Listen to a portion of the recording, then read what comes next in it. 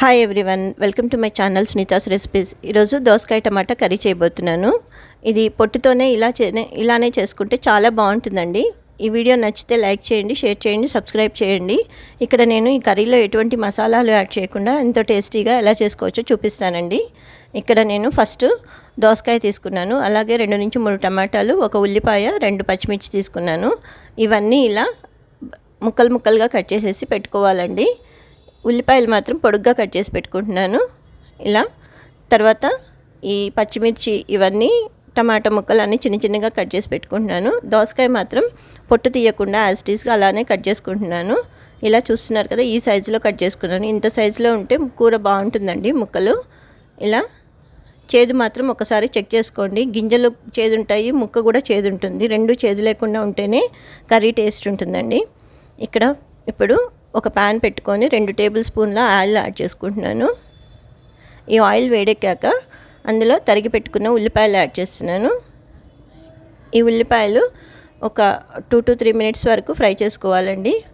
మరీ brown colour అవసరం లేదు, ఇలా కొంచెం ఫ్రై అయితే సరిపోతుందండి. ఇప్పుడు ఇందులోకి 1 టీ స్పూన్ అంత అల్లం వెల్లుల్లి పేస్ట్, అలాగే 1 టీ స్పూన్ అంత పసుపు వేస్తున్నానండి. ఈ 2 వేసేసి ఉల్లిపాయలతో బాగా కలిసేదాకా కలుపుకొని అల్లం కొంచెం పచ్చివాసన పోయేదాకా కుక్ చేసుకోవాలి. తర్వాత తరిగి పెట్టుకున్న పచ్చిమిర్చి వేస్తున్నానండి. ఈ పచ్చిమిర్చి ఇలా నిలువుగా ఘాటు పెట్టేసేసి మధ్యలోకి కట్ చేసేసి వేసుకున్నానండి. 2 పచ్చిమిర్చి 4 ముక్కలుగా చేసి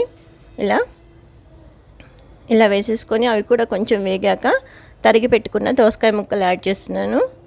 ఇలా ఇవన్నీ వేసేసి బాగా కలుపుకోవాలండి.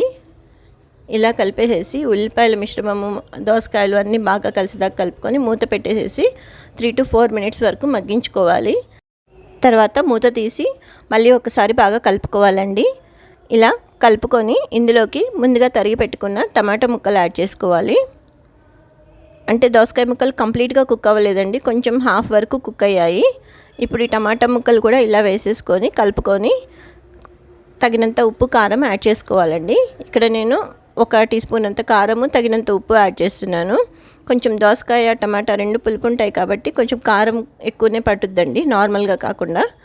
ఇలా వేసేసి బాగా కలుపుకొని మూత పెట్టేసేసి మగ్గించుకోవాలండి. మళ్ళీ ఒక 3 మినిట్స్ వరకు అలా మధ్యలో 2 సార్లు కలుపుకోవాలండి. ఇలా తర్వాత 3 మినిట్స్ అలా అయ్యాక మూత తీసి చూస్తే మంచిగా కొంచెం వాటర్ రిలీజ్ అవుతుందండి. టొమాటో ఇవన్నీ ఉన్నాయి కదండి. ఇట్లా బాగా కలుపుకొని మళ్ళీ మూత పెట్టేసేసి మగ్గించుకోవాలి.